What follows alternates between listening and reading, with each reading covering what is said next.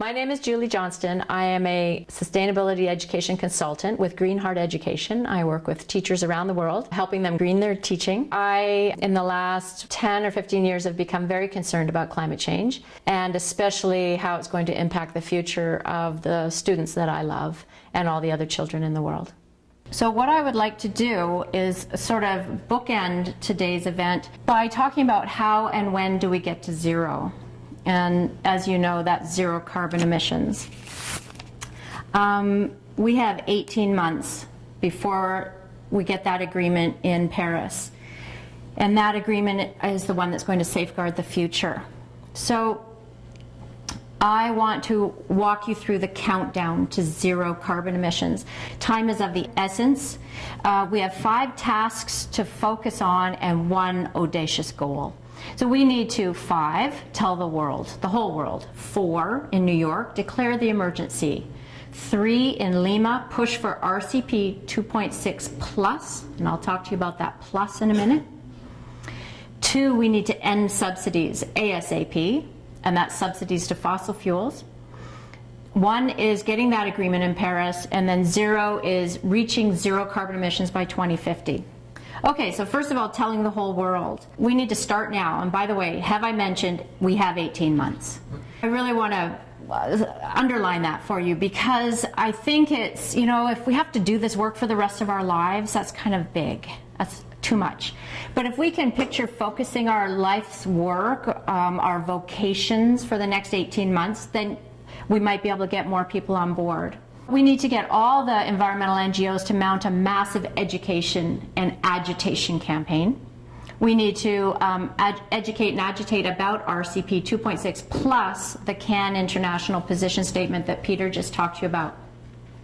We need to help everyone in the world understand the climate emergency and our simplest cross-out solutions, responses, and then apply pressure to their own governments. So one of the things I've been thinking as I'm hearing everything today is we probably all know people in other countries. So one of the first things that we can be doing is to be talking to pen pals or relatives or people we've traveled or stayed with in the past and get people in other countries doing this. It's not like they're not ahead of us already, okay, because it's North America that's kind of behind the times. But is to just be letting people all around the world know about the 18 months and what we need to do in those 18 months. Then we need to get everyone calling for an emergency zero carbon global agreement in Paris and create the political will to have that happen. We need to call for a declaration of the emergency, the climate emergency, in New York. So there's the People's March, so we can be, as we're marching, either in New York or in our own hometowns, we can be calling for governments to declare that climate change is an emergency. Because until then, they don't have to do anything. That's the way it's sort of been planned. So once governments actually declare that we are beyond dangerous anthropogenic interference with the climate system, which is the UN Framework Convention on Climate Change speak, then things get triggered. Things start to happen at that point. So after the People's Climate March in New York, that's when Ban Ki-moon is holding his special climate summit. And so we can pressure him, we can ask him to ask that group of world leaders coming together in New York in September to declare the emergency, to declare that climate change is an emergency. That trigger would allow bureaucrats to get moving. People who are nonpartisan, it would allow them to get moving, okay? Get the politics out of it. So 3, Lima, the whole Lima thing is December of this year. The essential text of the 2015 agreement in Paris is going to probably be determined in Lima this year. So that's 6 months, probably less than 6 months. So we need to be applying pressure now and you know, shepherding different nations around the world now and what their negotiators are thinking and what their leaders are thinking. The best case IPCC scenario, as you've heard today, RCP 2.6, RCP 2.6, right? We have to get it in our brains. That's all that the government negotiators can work with, is what comes from the IPCC. So what we're saying is, let's start calling for RCP 2.6 plus. Let's just add the plus on there and then encourage negotiators and governments and world leaders to hear the important new CAN International position points. So sharp declines in greenhouse gas emissions starting in 2015, not in 2020, but in 2015, and reaching zero carbon emissions by 2050. Then 2, so 543-2, call for the end of fossil fuel subsidies. 1.9 trillion every year is what governments around the world using taxpayers' money pay to in direct and indirect subsidies to fossil fuel corporations because they're so poor. They need our money, right? They're so poor.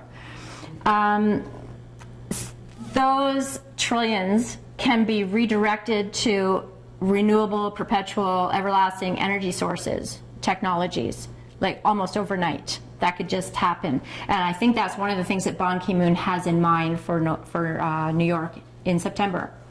$480 billion is indirect pre-tax subsidies, and those mostly go to developing countries to keep the cost of fuel down.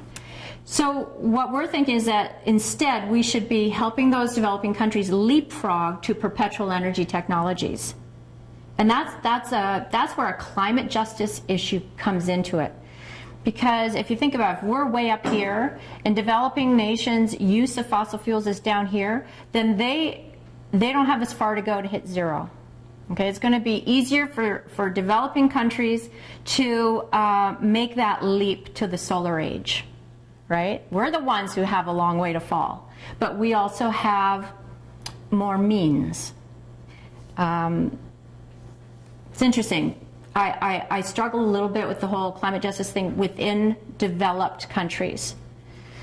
But sometimes it's like, well, we're doing this for the rich people's kids too. You know, like it really is for everybody. So whether people are rich or poor, it doesn't matter how old they are, this is for everybody. So not only do we have to call for the end of fossil fuel subsidies, but we also need to put a price on carbon. And we say that the deadline for that should be the Paris COP in 2015. These $1.4 trillion are in indirect subsidies, and that means that we're not charging fossil fuel corporations for the externalities. And that's an economic term that just makes so much sense to me. They do not have to pay for the health implications of fossil fuels, nor do they have to pay for the environmental impacts of fossil fuels. So global warming, public health, pollution, traffic congestion, accidents, road damage, the fossil fuel corporations never have to pay for any of that. And that's where that 1.4 trillion comes from. If we put a fee on carbon emissions, that would help offset the leap to the solar age. Then we're down to number 1. In Paris, let's get the most important agreement in the world signed by all the countries. Al Gore said recently, though a great many obstacles remain in the path of this essential agreement, I'm among the growing number of people who are allowing themselves to become more optimistic, just like Peter, than ever, that a bold and comprehensive pact may well emerge from the Paris negotiations late next year, which many regard as the last chance to avoid civilizational catastrophe while there is still time. I figure if Al Gore, who is so connected in the world of climate change, is hearing that shift and is starting to think that there's a possibility, then there quite likely is. And then zero carbon by 2050. So post-Paris, we immediately begin a rapid decline in greenhouse gas emissions. And then we continue that decline for decades until we reach zero carbon emissions by 2050, thereby safeguarding the future. It's kind of simplistic, but we have to look for simple responses and possible solutions, I believe. So that's the countdown, folks. 5, we need to tell the whole world. 4, we need to call for an emergency declaration in New York this September. And if you don't know yet about the big People's Climate March, please check it out online, okay? 3, we need to be pushing acceptance of RCP 2.6 plus, so plus the CAN International position statements, in Lima this December. 2, we need to end subsidies, fossil fuel subsidies. Number 1, we get that agreement in Paris, and 0 is zero carbon by 2050. And this is Peter Senge, who's a business guru. And he says the power of aspiration is much greater than the power of desperation. The scale of change toward a sustainable human presence on the planet is urgent, massive, and time-bound. 18 months. But the last thing the world needs is our panic. Things are way too late and far too desperate for pessimism. I'm going to leave you with that. Thank you very, very much for coming.